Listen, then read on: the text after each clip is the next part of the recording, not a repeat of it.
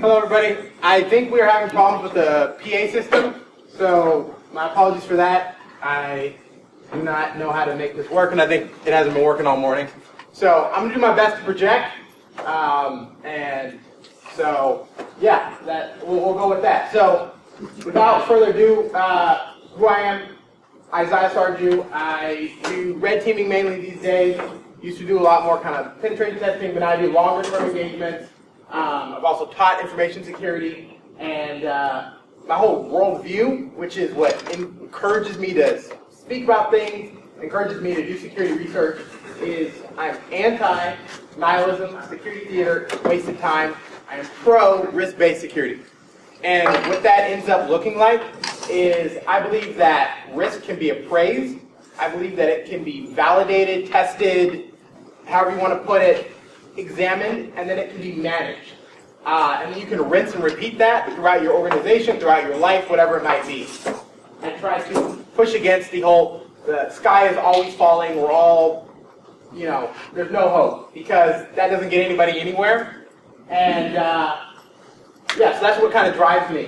And just an anecdote, I love chocolate chip cookies. I usually add it to my presentation, so if you hate the presentation and you see me eating a chocolate chip cookie, knock it out of my hands. That's how I'll know that I did not do a good job. Or if you really liked it and you know where there are great chocolate chip cookies, let me know. I will be eternally grateful. Well, it's important to know, though, is it nuts or no nuts? There can be nuts.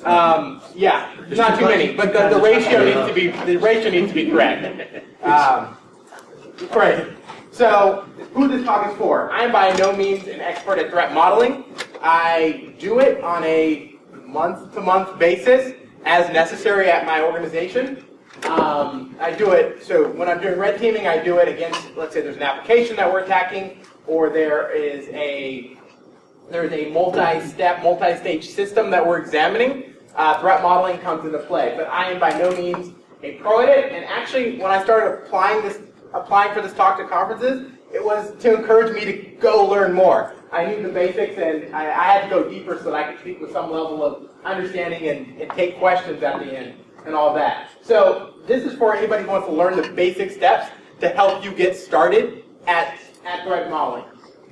And then it's also for developers of applications and for end users. Both parties can use them, and I think both have the responsibility to do it. And so you should walk away with some basic understandings of the key aspects that I see to beginning threat modeling, which are data flow diagrams, applying stride, understanding attack trees, and when it comes to privacy and personal information, apps that take that type of stuff, you should have an understanding of NIMITY and linkability. And so hopefully you'll walk away with some tips to do online dating better. Regarding security, don't take advice from me on how to actually do it well. It probably would significantly decrease your success rates. So with that caveat in mind, let's get started. Okay, so there has to be an impetus for talking about this. And so if we're all familiar with online dating is growing in popularity. Everybody's using it. It's the future. It's either the best thing or the worst thing. And just like dating, it's actually dating, it's somewhere in between. It's not the worst or the best thing, it kind of is. We see the growth of how much it's being used, but what really caught my eye when I was starting to do research on this topic is when you search dating software on Google, it gives you Tinder, it gives you Grindr, it gives you Bumble. It as a recommendation of things to investigate further. It also gives you PostNuke and MySQL. Just out of the gate. Search dating software, you get PostNuke and you get MySQL. And so that was a signal to me that our dating lives have literally been turned into databases and content management solutions. So that was more just a few more things that gave me a greater desire to look into this further, that our dating has truly turned into technology. No judgment on what that is for our future, it just is, and I found that humorous. Great. So, the applications of threat modeling to online dating can help us avoid security nihilism, which you all by now know that I hate. I don't think that there's ever a security problem that you can't manage, even if it ends up being just removing yourself from the situation or not engaging in something after you've done a risk appraisal. But there's no reason to say it's all crap, it's all bad, there's no hope, let's just, everybody's always owned all the time. I hear that and I just go, it doesn't have to be that way. So I want to promote safe and positive interactions, not just on dating applications, but on any application, any social media platform where folks are engaging with one another. And we want to build more privacy and security-centric applications. Threat modeling is a good way to start doing that. And all of this stuff would be for naught if there wasn't some type of social good. And so I believe that all this can be applied to protect folks who don't necessarily feel safe today using online dating applications for any number of reasons. They don't feel like they can do that safely. They don't feel like there's a space for them. And so if we can start to build in privacy and security concerns to our dating applications and any other application and platform where people are engaging, it's a more inviting and inclusive environment for all. So that's my kind of why. If I want to protect folks as they use the applications that we're developing as developers or examining as security researchers or whatever it might be. So when it comes to what are the consequences of not doing threat modeling, there are many. I'm going to focus on specific research that was done on Tinder matching disclosure, and then a demonstration of data linking disclosure. So, like I said, one of the things that you want to take away from this is understanding what a data flow diagram is. This is going to be your friend as you get started in threat modeling, especially when it comes to applications. So, this is an example of a very simplified DFD. Just keep it in mind, I'm going to describe a DFD in more detail on the next slide. So I just want everybody to have an idea of it. Okay, so purpose is to first decompose the application process. So as you saw, I kind of broke it up into where an end user is interacting with it, what's happening on the actual application side, so their databases, their front end, and then are there third parties that are involved in the application, social media, federated authentication, all of that. So once we have that data flow diagram, we can understand how data flows. Adam Showstock, who literally wrote the book on threat modeling after Wendell Snyder did it, both coming out of Microsoft. He wrote the most recent version of the threat modeling book, and it's very good. And he says that problems tend to follow data flow. And that means that as you map the data flow, you can start to think of potential problems. And Strive, which we'll get to, is very helpful of coming up with what are those potential problems. So we'll talk about Strive. Great. So going back to this, let's look at an actual data flow diagram. So this is a hypothetical dating application. You probably have some kind of social media integration for federated authentication. But they're taking your name, they're taking your age, they might be taking any number of other things to auto-populate stuff into your profile, pictures, whatever that might be. They're also scarfing up any number of other data that is not getting displayed back to the application, to you or to other users who come across your profile. But they are scarfing up that data nonetheless. And so they have these profiles on you. They're putting that into some matching process, algorithm, whatever it might be. We have how we interact with it. So we have our end user, we have our phone, we have our laptop. We're interacting with the dating application. So this is one context, this is another context, this is another context. And then, why not monetize our users in other ways so you know they're shipping that information off to data purchasers, back to Facebook, whatever it might be, for their data scarfing and then being able to market to us better and create profiles, shadow or explicit or otherwise, on us as human beings. So this is a simple data flow diagram which we will refer back to as we talk about some of the risks that are involved in dating applications. Cool. So let's talk about Strive, which I said I'd get to. So that's an acronym for spoofing, tampering, repudiation, information disclosure, denial of service, and elevation of privileges. So, spoofing is being able to falsely claim that you're Isaiah Sarju on Tinder or on some other dating application. I don't know why you'd want to impersonate me. Again, would not be helpful for your chances. And so being able to claim that. Then there's tampering. Let's say you're able to man in the middle somebody's connection, being able to change if they swipe left or they swipe right, or what the presented profile is. So yeah, if somebody like change your profile to be like, I hate dogs, that could significantly impact your chances also, given my understanding of the current dating landscape. So then we have repudiation. Being able to say, I didn't swipe right on that person, or I didn't swipe left on that person. That means signing the swipe, folks who speak kind of like digital signature language, not being able to have something in place to say you absolutely did this action or you absolutely didn't do that action.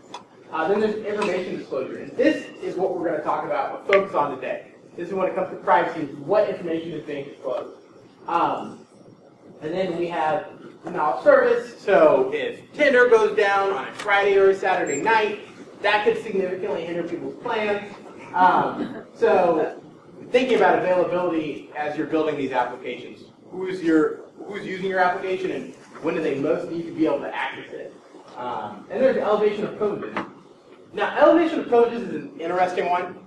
I didn't actually think about this as a threat vector until last year's Facebook impersonation vulnerability. So, I was like, yeah, there's not really much ability to move laterally. They're doing pretty good jobs of, tying sessions to specific users, and you can't really move across and see profiles that you're not supposed to.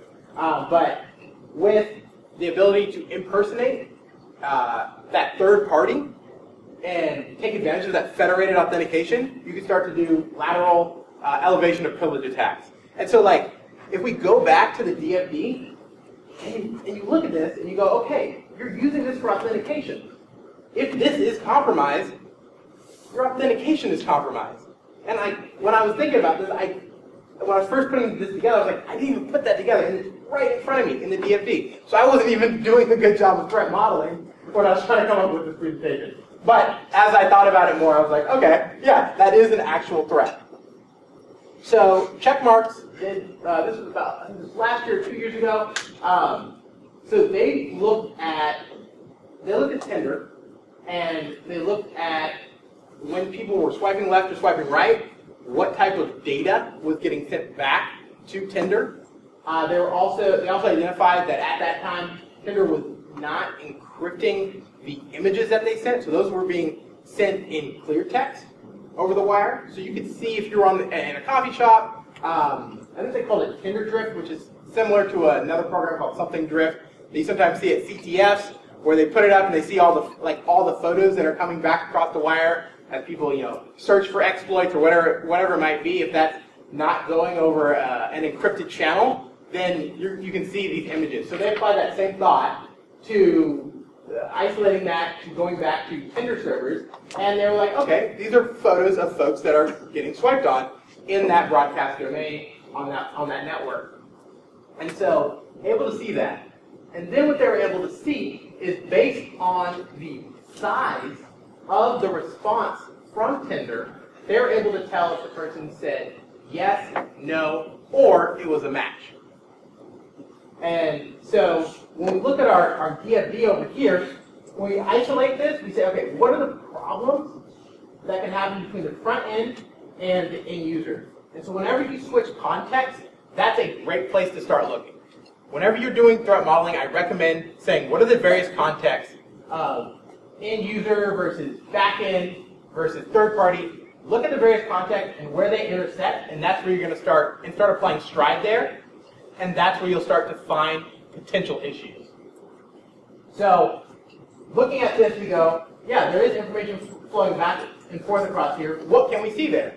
Are things sent encrypted? If they're not, can we see them? How does our response size or our request size disclose any information about what's happening in that application? Are there potential replay attacks that you can do? All those kinds of things, you look at that and you say, what are the problems? Cool. So we're all sufficiently scared. We're all like, oh my goodness, the sky's falling. They can learn who we're swiping on, who we're matching with. But like I said, there's a way to manage that. So anybody that does risk management here this is very elementary stuff. So bear with me as I kind of go over it for folks who are new to the threat modeling and risk management space. So we have basically 4 options. We can accept that. Just be like, yeah, so what? It happens. I don't really care.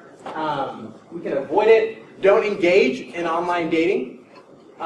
We can do risk transference. So as a developer, we can say, oh, that's on the user to make sure they're not swiping at a coffee shop. And then mitigation and reduction. Some folks break that out. I like to put them together because you're either mitigating it partially, you're reducing that risk partially through some form of mitigation, or you're mitigating it fully. So it's a sliding scale of what you do and what the effect is. So I like to combine those together. So let's talk about the Checkmarks vulnerability that they discovered and apply some risk handling to it. So like I said, I want to talk about this from the developer side and from the user side, so that there are 2 parts where we can catch this. So as the app, use HTTPS. I don't. There's no reason today that you do not secure that channel on all of your communications. There's no reason. Don't tell me it's more expensive. That was an argument made like 10 years ago. Just stop. Use HTTPS. So that'd be some form of mitigation. That'd be saying, okay, we don't disclose their photos, but you still potentially have information disclosure based on the size of that information getting sent. So another form of mitigation, we could standardize response sizes. Just pad them with dummy things until you have a standard response. And if that's encrypted, then there's no way of telling, I won't say no way, somebody who understands cryptography better than I do and all of that might be able to still get some information disclosure. But to my understanding, it makes it much more difficult. Or as these applications have done time and time again, they said, we don't care. We make too much money to care. People continue to sign up for our applications. We're not going to take any steps to handle this. So that falls onto the user. The user could mitigate this using a VPN. So, people in the coffee shop, their ISP, no longer know about it. Their VPN now knows about it. But that's a whole other discussion. They could only swipe at home. They could avoid that risk specifically, use somebody intercepting their traffic or viewing their traffic on their broadcast domain. So unless they have, nefarious roommates, they pretty much avoided that risk. Or they could just say, I don't care. And unfortunately, this is where we often end up. On both sides. So in the next example, we're going to, again, get scared, and then we'll get unscared. So I want to talk about attack trees. I use these when I'm doing offensive attacks. I start with my end goal. That's what I recommend, starting with your end goal, and then thinking about what are the different sub-objectives that I can get to that help me satisfy that goal. So I'm trying to compromise your standard network with DHCP enabled. So part of that's my end goal. Get network access. Then from there, I could physically breach. I could plug something in, get an IP address that way. I could try to phish somebody and gain, code execution on their box. I could try to steal somebody's credentials, find somebody's credentials in the password dump and connect over Wi-Fi. So all these different things I can map out, and sometimes they intersect. So if you get blocked on one path, you can then kind of translate that information to another path. We can also use this if we're trying to protect ourselves. We say, how would somebody try to attack me? So if I don't want to get stalked, I could make an attack tree of what is the goal. If somebody had the goal of stalking me, what are the different things they could do? And what could their sub-objectives be? Could it be where they find out where I live? We match on Tinder or something. They could just say, first message could be, hey, you're really cute. What's your home address? I probably wouldn't give it out in that scenario. But, can't knock somebody for trying. Yeah, so they can go that route trying to learn where I live, or they're trying to learn where I work, And this is where I actually want to focus on because it gets into linkability and anonymity. So again, some people just explicitly say where they work on their profile. Depending on where you work, what type of risk that exposes you to, if you think that there could be opportunistic attackers looking for folks that work at your organization, maybe don't put your explicit company there. Again, they could just ask for your location, where you work, or they could use something like linkability to put multiple sources of data together and understand where you work. So let's talk about that in a real-world example. Okay, so let's establish what anonymity is first. So it's about it's the amount of information about somebody's identity that's disclosed. So think of it as the opposite of anonymity. Or anonymity is specifically the opposite of anonymity. And then linkability is when you can bring together disparate records into a single record and build a profile of somebody. So you see this with data breaches today.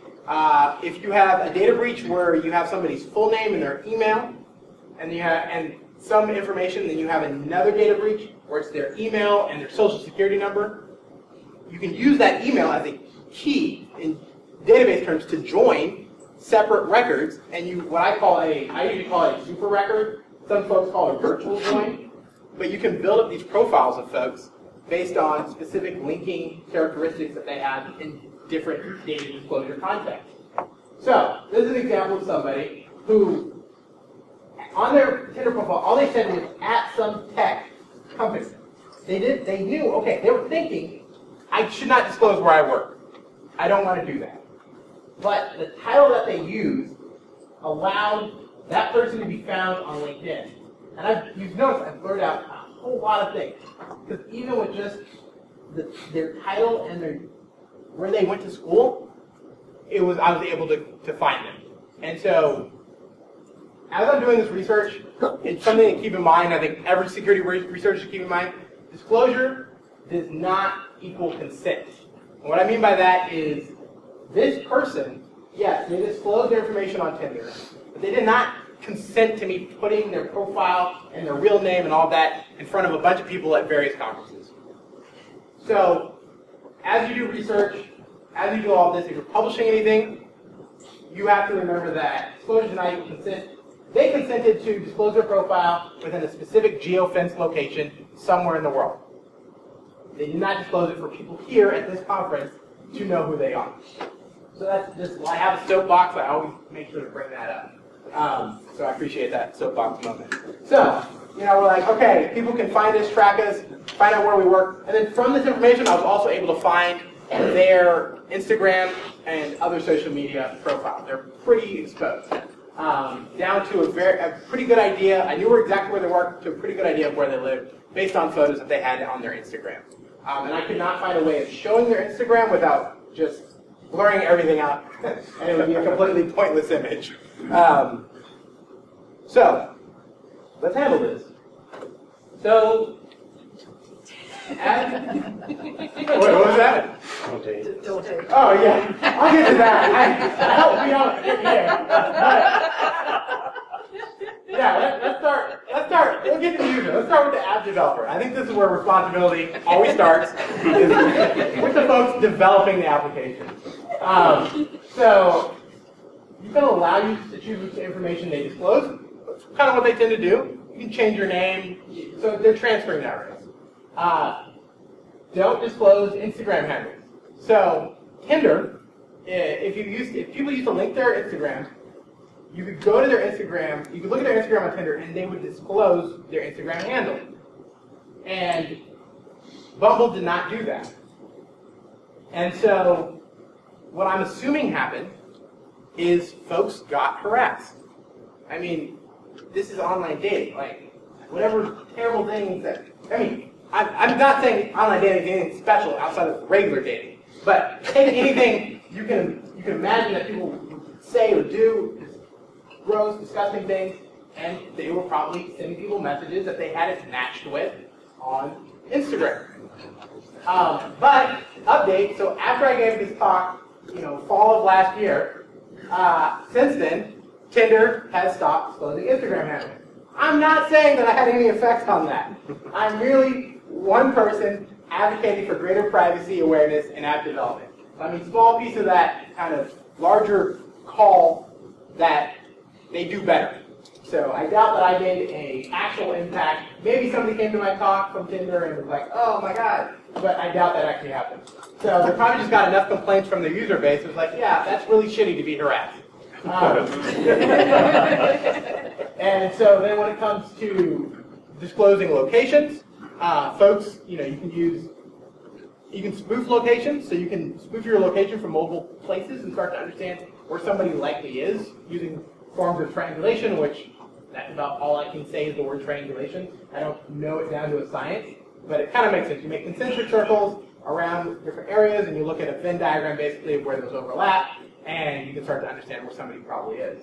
So one thing that I really like the idea of is using fuzzy or delayed locations so that it isn't real time.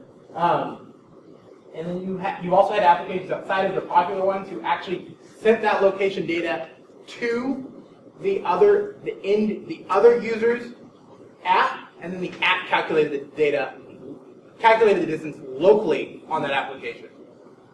So if you're able to then look at your own traffic, put that on a proxy or something, and look at that traffic, you could get somebody's exact GPS location. So Tinder uses like 1, 2, 3, 4, 5 miles. Bumble uses, beneath 5 miles, I think, uses tenths of a mile. I actually think Tinder does it better in the sense that they do larger increments. I also really appreciate how OkCupid does it. They do it in like 1, 5, 10, and 15 increments. At least they did when I was originally researching this. And that's even better. Like, just as long as somebody knows they're within 30 minutes driving, like, that should be good enough. They don't need to be able to figure out, oh, they're probably within this like 5-block radius. You give users the ability to hide their distance. That's transference. Tinder lets you do that. Okay, the user. Yeah, we could just not date. We're done. So, no, but love or hate it, this is the modern era. Your online dating is here to stay. It's only going to grow in popularity. Let's do it right. You use fake names. Use a nickname that you don't use elsewhere on the internet. Makes it harder it reduces that ability for linkability. Don't disclose your employer. There's no reason for somebody to know that. I used to recommend don't connect your Instagram to Tinder. I think it's fairly safe now. Just be aware that it goes back a certain amount of time, and you have to understand that whatever data you're disclosing within that 3 weeks or 4 weeks or whatever far back Tinder goes, that's open to the world. Because anybody can create a fake profile and swipe their heart's content. And then prevent real-time location sharing. This is one that I think is, I get excited when talking about this. I'll see if you do. So this is kind of like an aha moment for me. When you look at this DFD, where is data location control? That's a question to the audience. Where's data location control? The end user. The end user. Perfect. Thank you. It's here. So you control that information. So you can control that. You can spoof that if you want. Still put it in the same city, but just spoof exactly where it is. You could say, okay, I'm never going to swipe at work. I'm never going to swipe at home. I'm only going to swipe when I'm in transit because I control that location data. And so I don't want that tied to me at specific areas. So you have, and then the other option is you can think about what hardware, what device are you doing that on? iPhone versus Android. iPhone lets you limit location disclosure to only when you're actively using the application. Android, on the other hand, is like you either give it access or never. It's very binary, and I appreciate the gradient that iPhones give you when disclosing your location to applications. So thinking about that, thinking about what device you're using the application on has consequences. You can, talk about that. Spoof location, or again, just don't care. That's the other end of the don't date or don't care. So speaking of like the real-time location sharing, have you found that iPhone actually respects that? I mean, I know they have the toggle, right? But I have not done research on that. Cybersecurity professional, I don't trust Yeah, you should be skeptical. Please do research on that. Please do research on that, and then do a talk on it, and I'll come. I don't know. Yeah. So I think you just volunteered to do the research on that. I will see you next year back here. I'm looking forward to it. Yeah.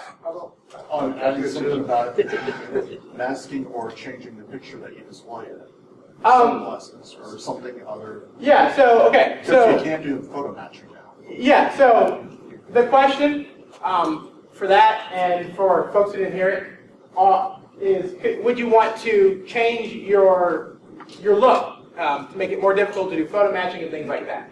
So you also have to apply risk modeling to your love life. Like, if I don't make myself look presentable, what are my chances of finding a potential mate?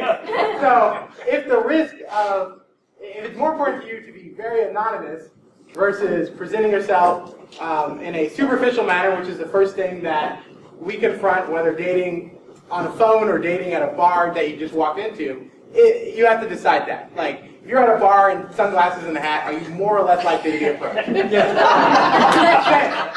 Same thing goes for on your Tinder profile. So it's just a question of how much risk are you willing to take? Yeah. Does that answer the question? Okay.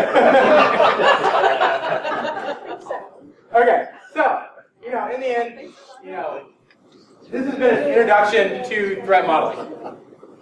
And so, my love of it comes from it helps builders build better.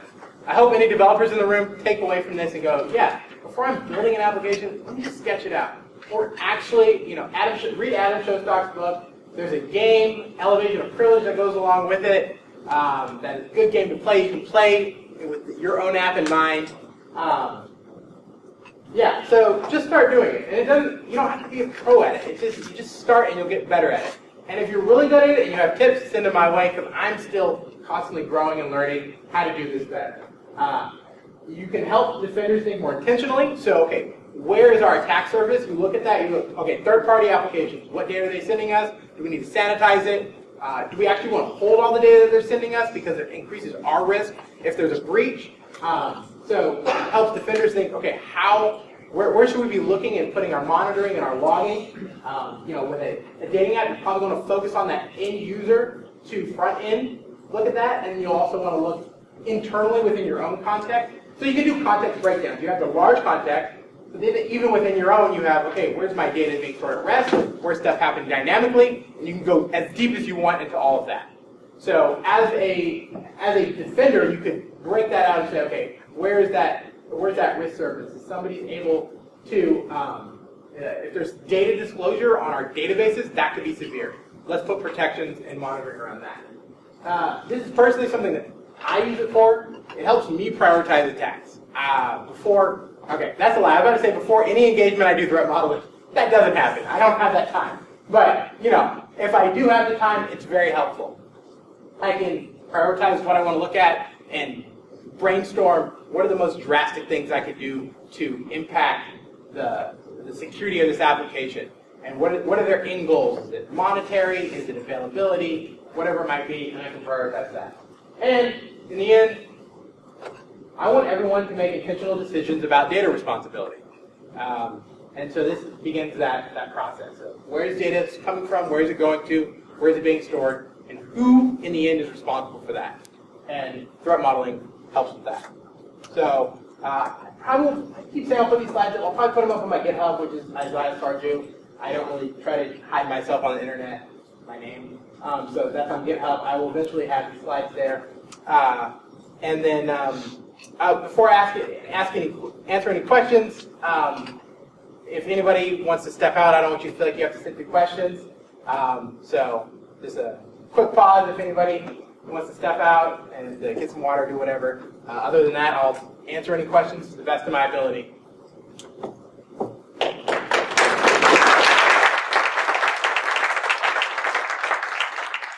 So if there are no questions, or you just want to come and talk to me afterwards, I want to take advantage of your eyes that I have them.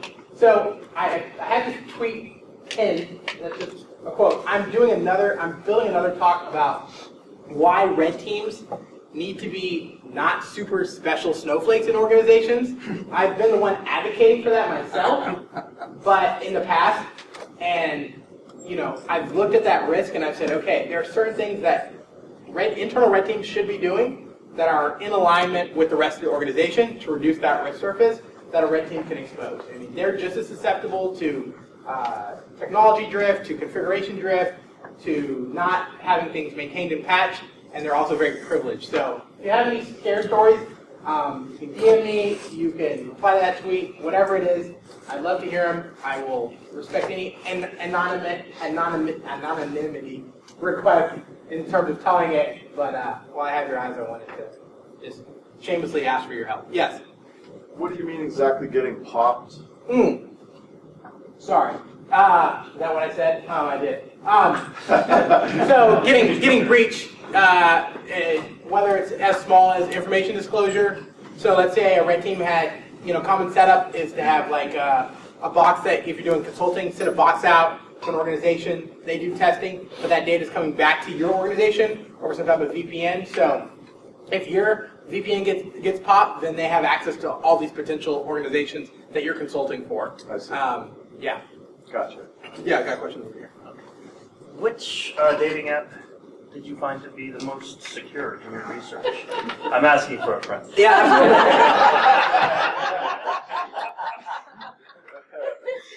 So, I hope I did my job in saying that it depends on what risk you're willing to take on. I'm on. So I did not find one specifically to be more secure than the other. I did find, if you're worried about, let's say impersonation is a big thing. You're a handsome person, you could be concerned about people impersonating you on a dating app, then maybe go with Bumble because they do some level of identity verification if you want. It's an opt-in. At the moment, it might be required one day in the future. So that's something you're concerned about.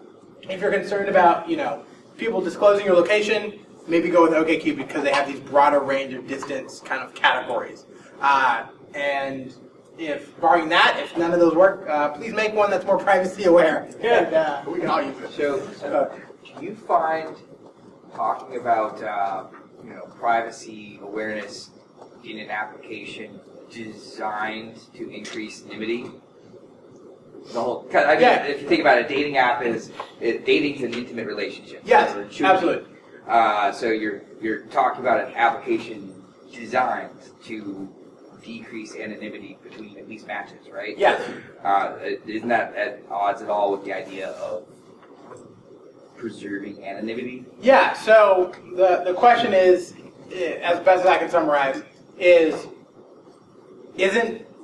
aren't dating applications designed to increase anonymity? So because naturally dating is an intimate thing, so you want anonymity there. You want to know who you're going on a date with, and over the course of years, you hope you learned something more about them than what was on their dating profile.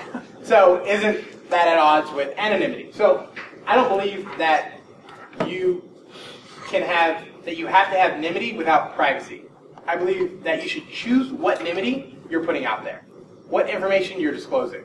And so giving the users more control over that and saying, yeah, you want to present a picture of yourself and a short description of yourself, but folks shouldn't be able to reverse engineer that into where you go to sleep every night. So I think it's not an all or nothing. And I think it goes back to the question of wear sunglasses and a hat. You have to think about, okay, what risk am I willing to take? And how is that also going to affect my end goal? So, you do this when you're doing, let's say you're trying to perform a covert penetration test, so you're trying to test their detection and monitoring. You do risk versus reward. If I run this known interpreter binary on the system, it's probably going to get flagged, but I'll immediately have command line access. If I think I can pivot that immediately into getting these other creds and getting off that box, and I don't care if they find it and wipe that box, then it's worth taking that risk. And so, same things can be applied to online dating, being what are my end goals, and what level of risk am I willing to take to achieve those end goals? Does that answer the question? Yeah. Okay, yeah, cool. Any other questions? Yeah. Yes, Becca. Did you, when making the topic, did you find it difficult? So from limited personal experience, right? So after you have matched with someone on a dating app and the conversation has went a very short period of time. Yeah. Normally the standard play, if you will, is people like to pivot off of that app rather quickly. So have you thought about that threat model at all? Because Yeah. So for example, if you look through Snapchat, for example, most of the people I add, their Snapchat name is literally their first name, last name, and then probably like the year they graduated, the year they were born. Yeah. Like, I think that's interesting that we can focus on being, anonymous and an app built to increase anonymity. But then as soon as you step outside of that, people kind of, quote unquote, blow their cover instantly. Yeah, so I think that kind of goes off that of the previous question in the sense of so the question is for the recording. Have I thought about what happens when folks move off of an application and how to do that safely? And so I have. That is something I've thought about. I recommend to folks that they have like a Google Voice number that they give out to folks so they don't get harassed. I mean, it's pretty easy to block folks these days. The other, if you're potentially dating or potentially matching with a hacker, and you're concerned about retribution of them, starting to use your phone number, trying to get your 2FA codes and stuff like that, go spoof it at T-Mobile or Sprint that are so good about not giving out SIM cards to unverified people. So if that's a concern, then use kind of a burner number for that. And then when it comes to how do you meet people safely, we're already doing threat modeling in our day-to-day. So we already have these instincts about, okay, how quickly do I want to engage with this person? How do I want to engage with this person? And so you have to apply those same things that you would do if you're meeting somebody, at a bar, if you're meeting somebody at a bus stop, if you're meeting somebody anywhere. How much information do I want to disclose, and what risks am I exposing myself to? But there are some simple steps you can take, kind of immediately going off the app to kind of ease yourself into, the anonymity that you're providing. Yeah. Don't date sounds easier. Oh, yeah. Don't date sounds easier. Oh, yeah. Always tell my friends shop local. Yeah. That's the way. Yeah. Any other questions? Well, I really appreciate everybody coming out. Thank you.